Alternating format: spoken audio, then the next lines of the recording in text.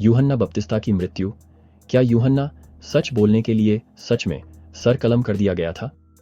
Matthew अध्याय 14 पद 1 से 12 में हम यूहन्ना बपतिस्ता की मृत्यु की दुखद कहानी पढ़ते हैं।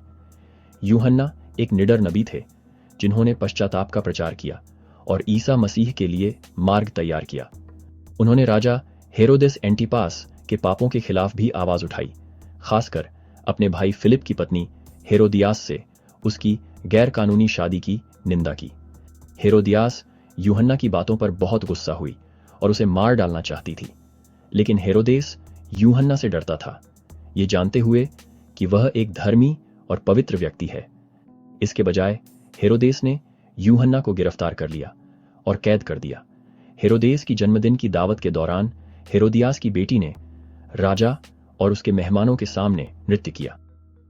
हेरोदेस उसके प्रदर्शन से इतना खुश हुआ कि उसने उसे वह सब कुछ देने का वादा किया जो वह मांगेगी, यहां तक कि अपने राज्य का आधा हिस्सा भी।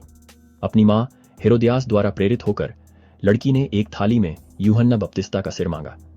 हेरोदेस इस अनुरोध से बहुत परेशान था, लेकिन क्योंकि उसने अपने मेहमानों के सामने शपथ ली थी, इसलिए उसने इसे पूरा करने के लिए मजबूर महसूस किया।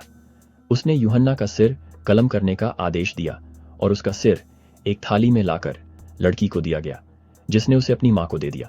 यूहन्ना के चेले आए, उसके शरीर को ले गए और उसे दफना दिया और फिर जाकर यीशु को बताया कि क्या हुआ था।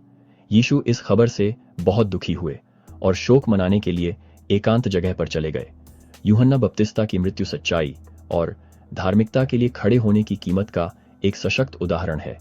यूहन्ना परमेश्वर के वचन की घोषणा करने में निडर थे, तब भी जब इसका मतलब शक्तिशाली नेताओं का सामना करना था। उसकी शहादत हमें याद दिलाती है कि सच बोलने के साथ बड़ा बलिदान हो सकता है, लेकिन भगवान उन लोगों का सम्मान करते हैं जो वफादार रहते हैं।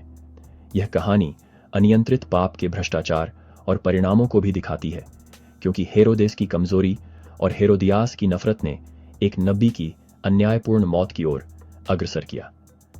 यूहन्ना के जीवन और मृत्यु के माध्यम से हम सीखते हैं कि चाहे जो भी कीमत क्यों ना हो, परमेश्वर की सच्चाई पर दृढ़ रहना कितना महत्वपूर्ण है।